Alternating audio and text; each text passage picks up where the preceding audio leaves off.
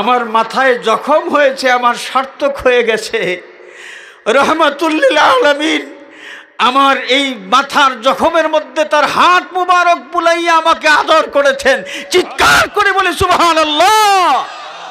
আল্লামা ফুলতলি সাহেব কিবলা রহমাতুল্লাহ আলাইহি ইমানদার হিসাবে যদি আমরা তাকে মূল্যায়ন করতে যাই, তাহলে আমরা দেখব তার জীবনে হুব্বে রাসূলের যত দৃষ্টান্ত তিনি রেখে গিয়েছেন।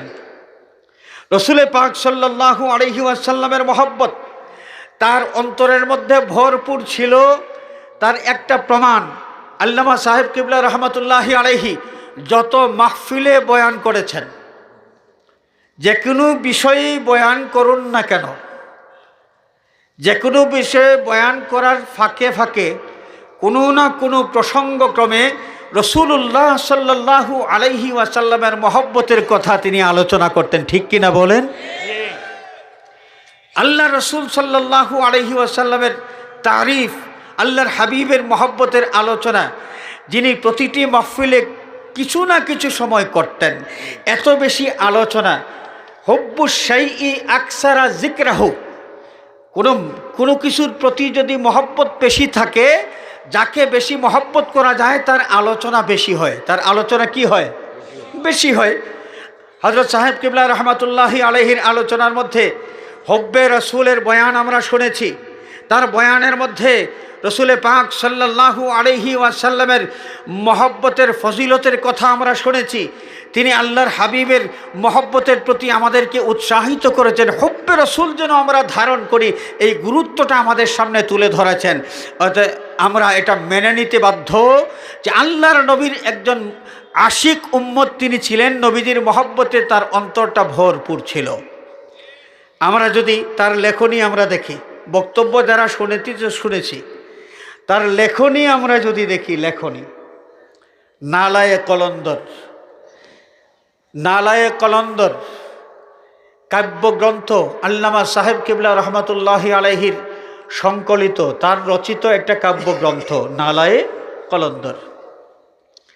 এই নালায়ে কলন্দরের মধ্যে তিনি যত কসিদা লিখেছেন, আমরা যদি দেখি যে হামদে বারি তালা, যেখানে তিনি যে কসিদার মধ্যে উল্লেখ করেছেন হামদে বারি তালা, হামদ কেসে কর সিকো ये काम है अबरार का, হামদ কেসে কর সিকো ये काम है अबरार का।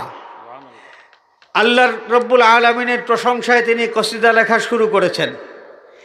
এই কসিদার মধ্যে আল্লাহ রব্বুল আলামিনের হামদের কারণ হিসেবে তিনি উল্লেখ করেছেন যে আল্লাহ রব্বুল আলামিন মেহেরবানি করে তার হাবিব সাল্লাল্লাহু আলাইহি ওয়াসাল্লামকে শাফি হিসেবে এই পৃথিবীতে পাঠিয়েছেন। এই কারণে আমরা আল্লাহর দরবারে শুকরিয়া আদায় করি। সুবহানাল্লাহ। আল্লাহর প্রশংসা করতে গিয়ে তিনি টেনে নিয়েছেন রহমাতুল লিল আলামিন হুজুরপুর নূর সাল্লাল্লাহু আলাইহি ওয়াসাল্লামকে।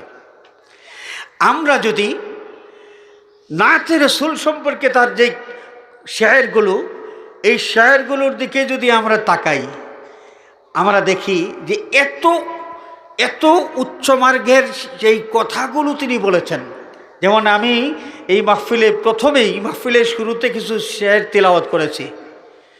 চমক ওঠা মুকদ্দর কা সিতারা আলমী একদম, चमक उठा मुकद्दर का सितारा आलमी एकदम, रखा जब फर्श पर पाए, रखा जब फर्श पर पाए, नबी दुर्रे बनी आदम।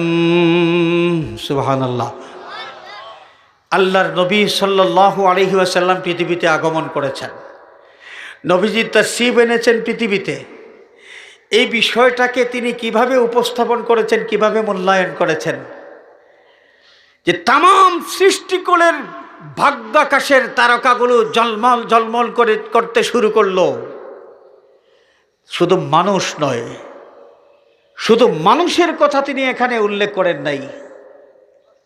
চমক ওঠা মুকদ্দর কা সিতারা আলমী একদম, তাম সৃষ্টিকুলের ভাগ্যাকাশের তারকা ঝলমল করতে শুরু করলো, সৌভাগ্যের দুয়ার তাদের খুলে গেল।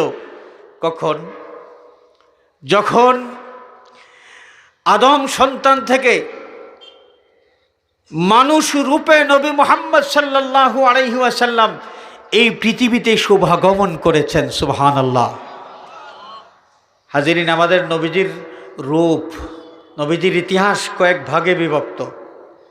এর মধ্যে একটা অংশ হলো মানব রূপে মোহাম্মদ, মানব রূপে মোহাম্মদ সাল্লাল্লাহু আলাইহি ওয়াসাল্লাম। এর আগেও আমাদের নবীজি ছিলেন, তখন নবীজির আরেক ধরনের পরিচয় ছিল, নূরে মোহাম্মদী, জাতে মোহাম্মদী, হাকিকতে মোহাম্মদী সাল্লাল্লাহু আলাইহি ওয়াসাল্লাম। ওইটা নূরের ইতিহাস ছিল। এই পৃথিবীতে বিশ্ববাসীর সামনে প্রকাশিত হলেন মানব রূপে। তা আল্লাহর নবী পৃথিবীতে আগমন করেছেন, এই বিষয়টাকে কিভাবে মূল্যায়ন করলেন এবং কিভাবে তিনি প্রকাশ করলেন, তার যেই ভাষা, তার ছন্দ এবং তার এই যে ভাব, এই ভাব দেখলেই বোঝা যায় যে নবী করিম সাল্লাল্লাহু আলাইহি ওয়াসাল্লামের কত উঁচু পর্যায়ের একজন আশিক তিনি ছিলেন। হাজরিনে কেরাম, আশিকে রাসূল যিনি, আমাদের হযরত সাহেব কিবলা রহমাতুল্লাহি আলাইহি আশিকে রাসূল ছিলেন। নবীজির সাথে তার সম্পর্ক কত নিবিড় ছিল, আমার মতো নালায়েক আমি বলে বোঝাতে পারবো না। তবে একটা কাহিনী আপনাদের সামনে আমি বলি। আমার ওয়ালিদ মোহতারাম, তাকে সম্বোধন করে হযরত সাহেব কিবলা রহমতুল্লাহ আলাইহি একটা কথা বলেছিলেন। আমরা জানি একদল জালিমেরা হযরত সাহেব কিবলাকে একসময় আহত করেছিল, তাদের ধারণা মতো তারা নিহত করেছিল, কিন্তু আল্লাহ রাব্বুল আলামিন রক্ষা করেছেন। মাথার মধ্যে জখম ছিল অনেক বেশি, অনেক বেশি জখম ছিল। তিনি আমার ওয়ালিদ মোহতারামকে কানে কানে বললেন, এই কথাটা এখন আমি খোলামেলা বলতেছি, হযরত সাহেব কিবলাও দুনিয়ার থেকে বিদায় নিয়েছেন, বলতে আর কোনো অসুবিধা নাই। কানে কানে বলেছেন, বাবা, আমার মাথায় জখম হয়েছে, আমার সার্থক হয়ে গেছে। আমার মাথায় জখম হয়েছে, আমার সার্থক হয়ে গেছে। রহমাতুল লিল আলামিন আমার এই মাথার জখমের মধ্যে তার হাত মুবারক বুলাইয়া আমাকে আদর করেছেন। চিৎকার করে বলে সুবহানাল্লাহ।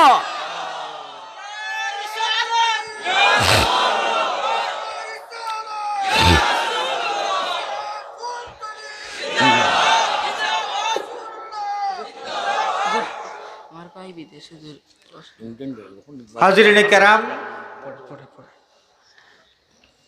আল্লামা সাহেব কিবলা রহমাতুল্লাহি আলাইহি রাসূল পাক সাল্লাল্লাহু আলাইহি ওয়াসাল্লামের সাথে কত গভীর মহব্বত তার ছিল।